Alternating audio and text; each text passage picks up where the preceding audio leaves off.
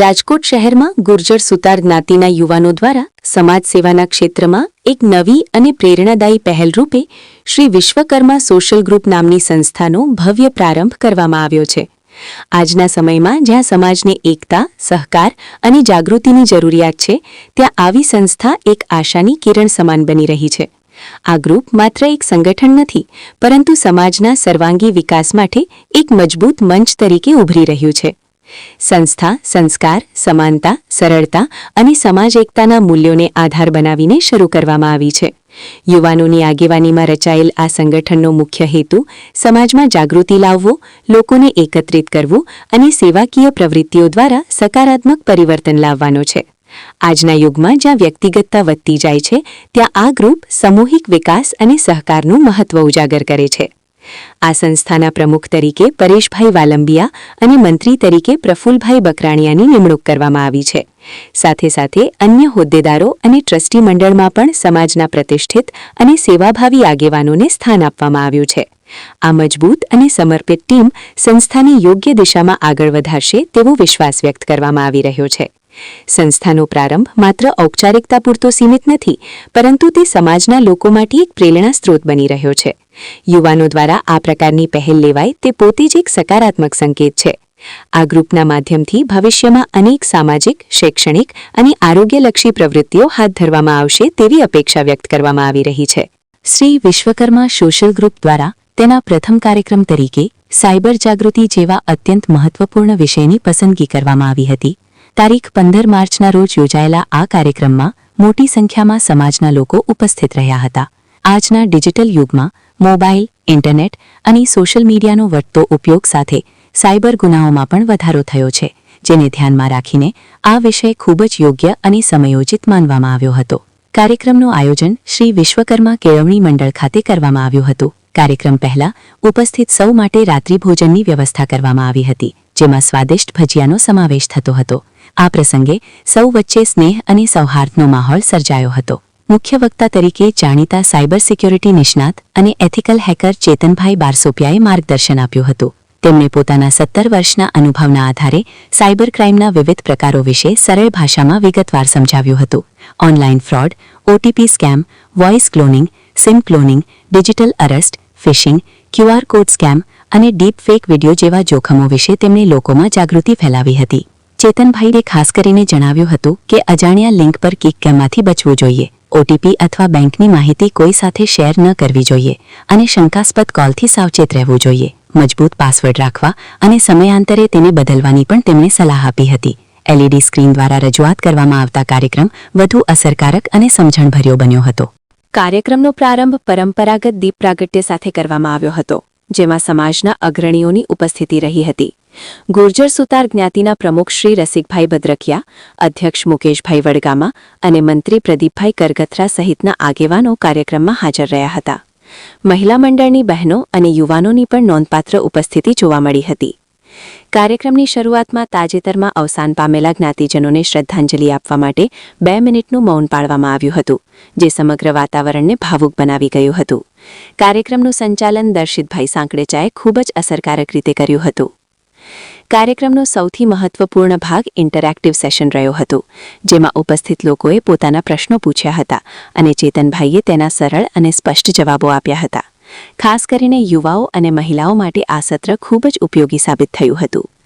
અંતમાં દિનેશભાઈ ખંભાયતા દ્વારા આભાર વિધિ કરવામાં આવી હતી.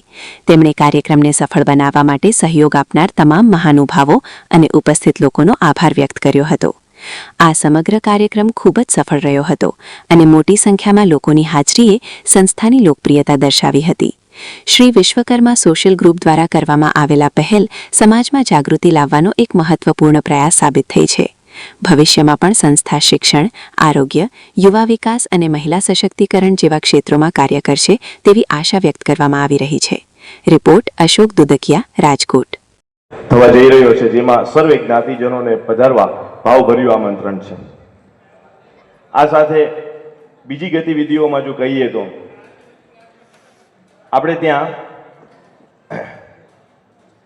દેશમાં 150 કરોડની વસ્તી થઈ ગઈ છે, પણ ઓલિમ્પિકના મેડલ જોવા જઈએ ને તો હજી ઇઝરાયલ જેવા નાનકડા દેશની સરખામણીમાં નથી પહોંચતા, કે ઇઝરાયલ ને જાપાન જેવા નાના નાના દેશ પણ જ્યારે એક વર્ષમાં પ્રોગ્રામ બહુ ધમાકેદાર રીતે આયોજન કરવામાં આવ્યું છે અને બહુ સારી સંખ્યામાં આપણા જ્ઞાતિજનોએ હાજર રહ્યા અને આનો લાભ લીધો છે. એટલે એના માટે વિશ્વકર્મા સોશિયલ ગ્રુપના દરેક કારોબારી સભ્યો, મેમ્બરો, હોદ્દેદારોને ખૂબ ખૂબ ધન્યવાદ. ચેતનભાઈને આપણે 2-2.5 કલાક સુધી સાંભળ્યા અને જે આપણે માહિતી મેળવી, ખૂબ સરસ ઊંડાણભરી માહિતી આપી. હવે જનરલી સાયબર ક્રાઇમ થતો હોય ને એના જે મુખ્ય કારણો હોય તો ઘણા બધા એના કારણો હોય. એક કારણ એવું હોય કે લોભ અથવા લાલચ અથવા બેદરકારી અથવા આળસ અથવા તો માહિતીનો અભાવ. પિતાએ ક્યાં હેતુથી કોમ્પ્યુટર અપાવેલ એ ચેતનભાઈને ખબર હતી, એટલે એમણે એમાં ગેમ્સ રમવા કે મૂવી જોવાને બદલે પોતાના સ્વ વિકાસ માટે ઉપયોગ શરૂ કર્યો. ધોરણ 8 સુધી ગુરુકુળ અને ત્યારબાદ શ્રી દક્ષિણામૂર્તિમાં અભ્યાસ પણ કરીને શ્રી ચેતનભાઈએ ઇલેક્ટ્રોનિક્સ એન્ડ કોમ્યુનિકેશન એન્જિનિયરિંગમાં એડમિશન મેળવ્યું. એન્જિનિયરિંગની સાથે સાથે એમણે માઇક્રોસોફ્ટ સર્ટિફાઈડ એથિકલ હેકરની પરીક્ષા આપેલ, કે જેમાં એ સમગ્ર ગુજરાતમાં અને સમગ્ર ગુજરાતમાં પ્રથમ અને સમગ્ર દેશમાં દ્વિતીય ક્રમ લાવી 98% સાથે ઉત્તીર્ણ થયેલા હતા. કોપી ઓલું સીતાવર ગીતા ને એવા બધા મૂવી જોયેલા ને, બરાબર? હવે તો કે તમારા જ ફેસ જેવો બીજો ફેસ હોય એને કે ફેસ ક્લોન. AI નો ઉપયોગ કરીને આજકાલ લોકો જે છે એ ફેસ ક્લોન કરે છે. એટલા માટે જ હું કહું છું કે સોશિયલ મીડિયામાં તમે જે તમારા ફોટોઝ મૂકો છો એ તમારી માટે સેફ નથી.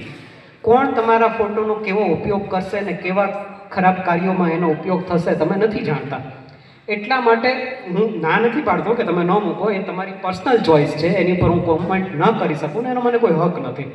પણ જ્યારે તમે તમારા ફોટોઝ સોશિયલ મીડિયા પર મૂકો છો ત્યારે એ ફોટોઝને ડાઉનલોડ કરીને એ ફોટોઝનો ઉપયોગ કરીને ખરાબ તત્વો જે છે એ તમારો ખરાબ વિડીયો બનાવે છે, તમારા ખરાબ ફોટોઝ બનાવે છે અને ચોક્કસ ઓળખી શકે.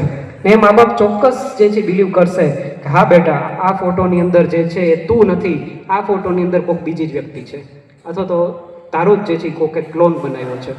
તો સૌથી પહેલાં મા બાપને કહો. કોઈ ફ્રેન્ડ સર્કલને જાણ કરતાં પહેલાં પણ મા બાપને કહો. આજકાલ છે ને બહુ ઓલો બડીવાળો ટ્રેન્ડ ચાલે છે, સી ઇઝ માય બેસ્ટ બડી. બેનપણી હોય ને એને એમ કે સી ઇઝ માય બેસ્ટ બડી. હા ભાઈ, બેસ્ટ બડી હોય એની ના નહીં. આટલું સરસ કીધું તો 2 લાઈન મારે પણ કહેવી છે કે જ્યારે મારા ઘરે મારી દીકરીનો જન્મ થયો ને ત્યારે મેં આ વસ્તુ મારી દીકરી માટે લખી હતી कि मेरे आंगन में रब का हसीन पैगाम आ गया, मेरे आंगन में रब का हसीन पैगाम आ गया, मेरे मुकद्दर का ऐसा बेहतरीन मुकाम आ गया. मेरे आंगन में रब का हसीन पैगाम आ गया, मेरे मुकद्दर का ऐसा बेहतरीन मुकाम आ गया. मिलती नहीं है हर किसी को बेटी की खुशी, मिलती नहीं है हर किसी को बेटी की खुशी. बेटी का बाप तो वही बन पाया जिसके ऊपर रब को भी प्यार आ गया.